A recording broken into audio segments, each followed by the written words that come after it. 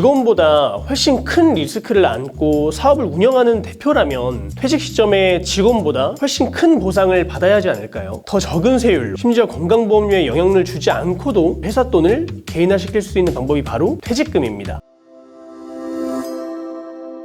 안녕하세요. 보너스경영연구소 최민기 팀장입니다. 영상 썸네일에도 나와 있듯이 오늘은 법인 대표님의 퇴직금에 대해 이야기해 볼 텐데요. 그렇다면 대표님은 퇴직금 준비를 하고 계신가요? 제가 대표님들을 만나다 보면 생각보다 정말 많은 대표님들이 퇴직금 준비에 대해서 잘 모르시거나 혹은 퇴직연금만 준비하신다거나 아니면 직원에 대한 퇴직금만 신경 쓰고 계시더라고요. 정작 회사를 운영하는 대표님에 대한 퇴직 준비에 대해서는 신경을 못 쓰시는 것 같아요. 제가 정말 안타까웠던 사례가 있는데요. 회사를 20년 정도 운영한 법인 대표님이 퇴직 시점에 법인 앞으로 가지급금이 2억 정도 쌓여 있었어요. 당시 퇴직금이 2억 4천만 원 정도였는데 법인 정관도 준비가 안 되어 있어서 퇴직금 지급 배수율 적용도 못 받고 퇴직금 2억을 그대로 가지급금 상환에 사용하셨습니다. 어떠신가요? 남의 일처럼만 생각하실 게 아닙니다. 생각보다 정말 많은 대표님들이 퇴직 준비가 안 되어 있으시니까요. 법인에서 직원은 회사와 고용관계이기 때문에 노동에 대한 대가로 임금을 지급하는 게 원칙입니다. 하지만 임원은 회사와 고용관계가 아닌 인명관계이기 때문에 경영 성과에 대한 보수를 받게 됩니다. 경영 성과, 말 그대로 회사의 실적에 따라 더 많은 돈을 가져갈 수도 있는 게 바로 법인 대표입니다. 직원보다 훨씬 큰 리스크를 안고 사업을 운영하는 대표라면 퇴직 시점에 직원보다 훨씬 큰 보상을 받아야 하지 않을까요? 그렇다면 그 돈은 법인 앞으로 준비가 되어 있어야 하는 겁니다. 법인을 운영하면서 리스크 방지 차원에서 직원들의 퇴직금 준비를 하고 계시는 경우는 종종 보입니다. 그런데 이 리스크 방지 차원이라는 방법으로 대표님도 똑같이 퇴직금을 준비하고 계시는 경우도 있더라고요. 직원분들의 퇴직금은 법인 입장에서 리스크로 관리하는 게 맞습니다. 하지만 대표님은 다르잖아요. 그렇게 큰 리스크를 안고 사업을 운영했는데 당연히 최대한 많은 돈을 벌면서 법인에서 개인화시키는 것이 목적이 돼야 됩니다. 법인 대표님의 퇴직금이 중요한 이유 첫 번째입니다. 일단 기본적으로 직원분들의 퇴직금과 대표님의 퇴직금은 산출하는 방식 자체가 다릅니다. 우선 산출할 때 적용되는 모수 자체가 다르고 일반 직원에게는 없는 퇴직금 지급 배수율이라는 게 존재합니다. 과거에는 퇴직금 지급 배수율이라는 게 5배, 8배까지도 적용이 됐었어요. 쉽게 설명하면 실제 퇴직금이 1억인데 정관상 이 내용을 만들어 놓으면 법인 대표님의 퇴직금이 5억, 8억까지도 퇴직금을 받을 수가 있는 거죠. 하지만 2020년 1월 1일을 기준으로 최종적으로 3배수에서 2배수로 개정이 되었습니다. 그렇다면 이 퇴직금 지급 배수율에 대한 내용이 준비되어 있다고 한다면 법인 대표님의 퇴직금이 1억이라면 2억을 퇴직금으로 받을 수 있는 거죠. 예를 들어서 월에 1천만 원씩 급여를 받는 대표님이 10년 동안 법인을 운영하셨으면 퇴직금이 1억 2천인데요. 근데 퇴직금 지급 배수율 2배에 대한 내용이 있다면 2억 4천만 원을 퇴직금으로 받을 수 있는 거죠. 2배로 퇴직금을 받을 수 있다면 대표님은 당연히 어떤 선택을 하셔야 될까요? 법인 대표님의 퇴직금이 중요한 이유 두 번째입니다. 법인에서 대표님이 돈을 가져갈 수 있는 방법은 급여, 퇴직금, 그리고 지분이 있다면 배당, 이렇게 세 가지입니다. 이렇게 세 가지 방법 말고는 가져갈 수 있는 방법이 없습니다. 수입이 발생하면 뭐가 따라올까요? 맞습니다. 바로 건강보험료죠. 하지만 퇴직금은 1억을 가져오던 10억을 가져오던 건강보험료와는 전혀 상관이 없습니다. 게다가 현실적으로 퇴직금은 공제되는 부분이 많기 때문에 세금도 덜 내죠. 급여와 퇴직금은 세율 구간 자체는 동일한데요. 하지만 공제되는 내용이